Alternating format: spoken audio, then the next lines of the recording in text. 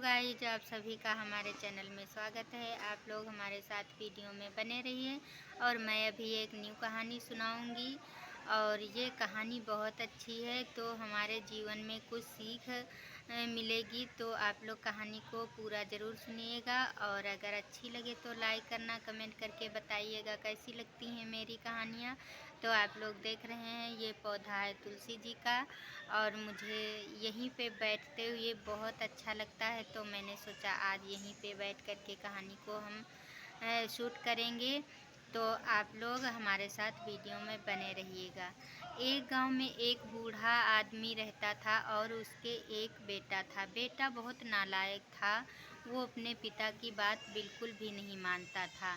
ये इस सब चीज़ों को लेकर पिता बहुत परेशान रहता था और वो इधर उधर बैठ बैठ कर के सोचता रहता था अपने बेटे के बारे में कि मेरा बेटा इतना नालायक है, मैं कैसे इसको सुधारूं। इधर उधर सोचते सोचते एक दिन पिता को ख्याल आया, तो बूढ़े आदमी ने उसको कुछ सबक सिखाने के लिए सोचा और उसके पास गया। तो कहने लगा, बेटा वो अलमारी में जो घड़ी रखी है उसको आप ले आइए। बेटा तुरंत अलमारी से घड़ी लेके आया और कहने लगा, बताइए पिताजी घड़ी को हम क्या करें। तो उसके बूढ़े पिता ने कहा, बेटा इस घड़ी को ले लो और तुम बाज़ार चले जाओ। बाज़ार में इस घड़ी की सभी से कीमत पूछ करके आना। जो तुम्हें व्यक्ति मिले उससे इस घड़ी की कीमत पूछना। बेटा नालायक वैसे भी था, उसने घड़ी को लिया। उसने सोचा पता ये घड़ी अच्छे खासे बिक जाएगी तो मेरे पास पैसे हो जाएंगे। घड़ी को लेके तुरंत बाज़ार गया और वो हर व्यक्ति से घड़ी की कीमत पूछने लगा। तो उस घड़ी की कीमत हर कोई व्यक्ति ने अलग अलग बताया। कोई 500, कोई 800, कोई 1000, इस तरह से कोई एक ही मतलब कि रेट बताते चला गया। तो इस तरह से घड़ी की कीमत सभी ने अलग अलग बताई। तो बाज़ार से घड़ी लेके वापस आया और अपने पिताजी के पास गया।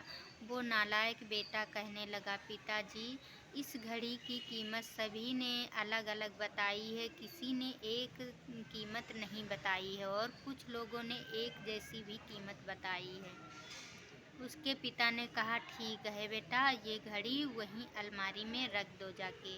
उसने फिर से घड़ी को अलमारी में रख दिया और अगले दिन फिर से पिता ने अपने नालायक बेटे से कहा, बेटा वो घड़ी जो तुमने कल अलमारी में रखी थी उसको फिर ले आइए। और वो समझ नहीं पा रहा था कि मेरे पिता मेरे साथ क्या कर रहे हैं और क्या मुझे किस चीज़ का अनुभव करवा रहे हैं या सबक सिखा रहे हैं, उसकी कुछ भी समझ में नहीं आ रहा था।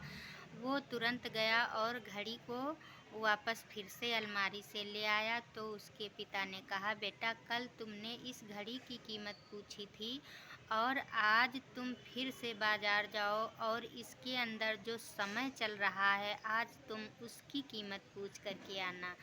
तो नालायक बेटा फिर से घड़ी को लेकर के बाज़ार गया और लोगों से, जो भी लोग मिलते थे उससे उस घड़ी के अंदर जो समय चल रहा था उसकी कीमत पूछने लगा। कुछ लोगों ने सोचा कि ये बेटा ये तो कुछ हमें पागल जैसा लग रहा था। कल ये घड़ी की कीमत पूछ रहा था और आज ये घड़ी के अंदर समय जो चल रहा उसकी कीमत पूछ रहा है।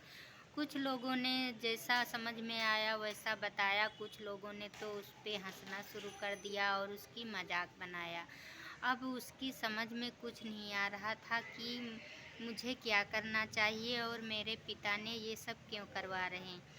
तभी बाजार में कोई ज़्यादा व्यक्ति नहीं रह गए और उसकी नज़र एक बूढ़े आदमी पर गई और वो तुरंत उस बूढ़े आदमी के पास गया और कहने लगा, बाबा इस घड़ी के अंदर जो ये समय चल रहा है इसकी कीमत क्या होती है। बूढ़े आदमी ने तुरंत उसकी बातों को समझ गया और कहने लगा, बेटा जो ये घड़ी के अंदर समय चल रहा है इसको तुम कभी खरीद नहीं सकते हो और इसका जो एक एक पल होता है वो दोबारा से वापस नहीं ला सकते हो। जो समय गुजर जाता है वो दोबारा नहीं आता है और इसके अंदर जो समय चल रहा है तो उसका अगर समय का प्रयोग अच्छे कामों में करोगे तो तुम अपने जीवन को संवार सकते हो। अगर इसी समय को तुम बुरे काम में लगा दोगे तो तुम्हारा जीवन बिल्कुल बर्बाद हो जाएगा, क्योंकि गुजरा हुआ समय कभी भी वापस नहीं आता है।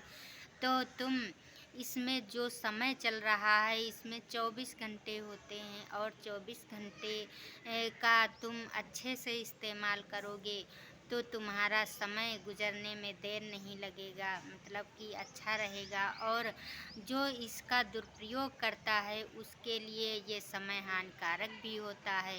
इसी तरह से उस बूढ़े आदमी ने उस लड़के को समझाया और कहने लगा, इस समय को अगर कोई बर्बाद करता है तो वो हमेशा के लिए बर्बाद हो जाता है, और हम इस समय का प्रयोग क्यों नहीं करते, ये दुरुपयोग क्यों करते हैं। जो हमें समय मिलता है, कीमती समय मिलता है, उस समय हमें कुछ अच्छा करना चाहिए। इस समय का जो उपयोग होता है वो अच्छे कामों में करना चाहिए। यह सब चुपचाप वो नालायक लड़का सुनता रहा, और उसकी कुछ समझ में आ गया।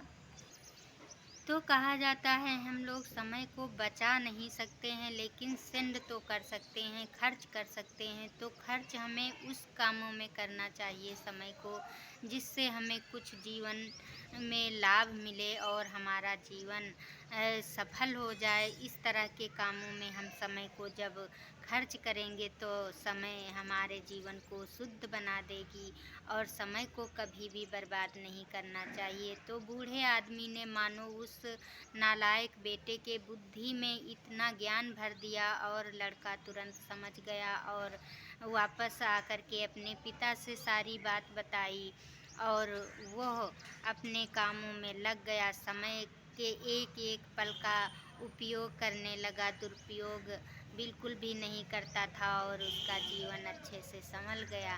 तो हमारे कहने का मतलब ये है, समय को बर्बाद मत कीजिए, और समय के को अच्छे से प्रयोग कीजिए, दुरुपयोग नहीं कीजिए, क्योंकि समय एक दिन आपको बर्बाद कर सकता है। इसलिए समय का प्रयोग करें अच्छे कामों में। तो आज की कहानी मेरी कैसी लगी आप लोग कमेंट करके बताएंगे। अगर अच्छी लगे तो लाइक करना और कमेंट भी करना। तब तक के लिए बाय बाय।